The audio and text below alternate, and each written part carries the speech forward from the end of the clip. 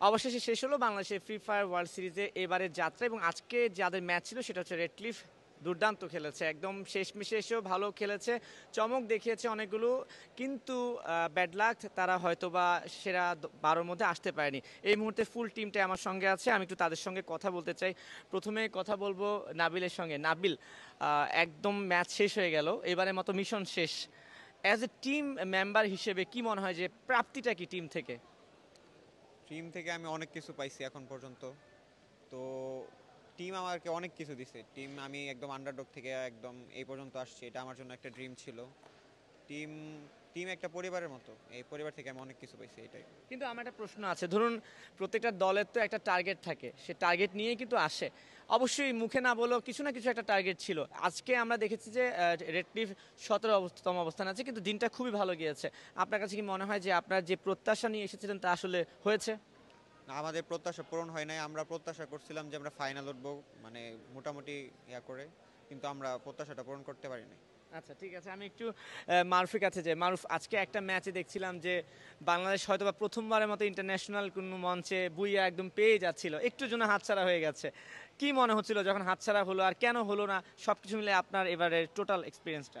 আচ্ছা, প্রথমত হচ্ছে আমাদের এক্সপিরিয়েন্সের কিছু ঘাটতি ছিল। আর আমরা ভালোভাবে একটা প্রিপারেশন নিতে পারি না, মানে কিভাবে এই ফাইটটা আমরা এঙ্গেজ হবো বা আমরা উইন হব, আমরা ওরকম একটা ভালো খেলা দিতে পারি না। সো খারাপই লাগছে, কারণ ইজি বয়া ছিল আমাদের, কিন্তু আমাদের ওই যে এক্সপিরিয়েন্সের ঘাটতি, তার কারণে আমরা পারিনি।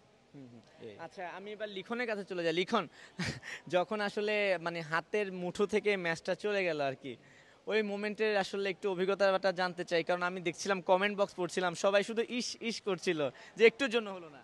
খারাপ তো লাগে, ওইখানে আমার ভুল হয়েছিল একটু, এই জন্যই আসলে হয় নাই। হ্যাঁ, কারণ আসলে চোখ দিয়ে পানি এসে পড়ছিল এটাই আর কিছু মানে না। আপনার নিজের ভুলটা নিজে স্বীকার করে হ্যাঁ, নিচ্ছেন। ভুল আমার হয়েছিল। আচ্ছা, আপনি তো সামনে না থাকলে আমি দেখি পিছন থেকে খুব টেনশনে ছিলেন। সো হ্যাঁ, টেনশন বলতে আমি ম্যাচ নিয়ে অত প্যারা খাই নাই, কিন্তু একটা জিনিস খারাপ লাগছে যে আমাদের বাংলাদেশের কিছু একটা করতে পারি না। বাংলাদেশের মানুষ যে একটা আমাদের উপরে এক্সপেকটেশন ছিল, আমরা ওটা ফুলফিল করতে পারি না, সো একটু খারাপ লাগছে।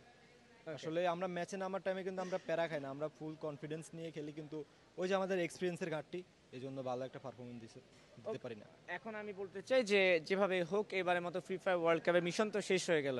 এখন যদি বলি পরবর্তীতে আরসির মিশন কি? পরবর্তীতে মিশন হচ্ছে আমরা নিজেদের সর্বোচ্চ চেষ্টা করব, দেখি, আল্লাহই ভালো জানে কি হয়। ঠিক আছে। আর নাবিল, আপনার কাছে বলতে চাই যে ফ্যান ফলোয়ার বা বাংলাদেশের দর্শকরা তো অবশ্যই আরসির জন্য অপেক্ষা করেছিল, কারণটা হচ্ছে যে দিন শেষে আরসি আর আরিসকে মিলেই ছিল একটা বাংলাদেশ। এখন যারা আসলে খেলা দেখেছে, সাপোর্ট দিয়েছে আপনাদের কাছে, আমি স্ট্যাটাসও দেখেছি, সব মিলে শেষমেশ কিছু বলবেন কিনা তাদের উদ্দেশ্যে? ফ্যানদের উদ্দেশ্যে বলবো যে যেহেতু বাংলাদেশি টিম বাংলাদেশিতে সাপোর্ট করবে স্বাভাবিক, তো ওদের প্রত্যাশাটা আমরা পূরণ করতে পারি নাই। তো নেক্সট টাইম ইনশাল্লাহ ভালো কিছু করবো। তো তাদেরকে আমরা মন থেকে ভালোবাসা, সবার পক্ষ থেকে। ঠিক আছে, আপনাদেরকে অসংখ্য ধন্যবাদ, ফাইট করেছেন, কিপ ফাইটিং। দর্শক, কথা বলছিলাম আরসির সঙ্গে, যে যেখানে থাকবেন ভালো থাকবেন, সময় টেলিভিশনের সঙ্গে থাকবেন।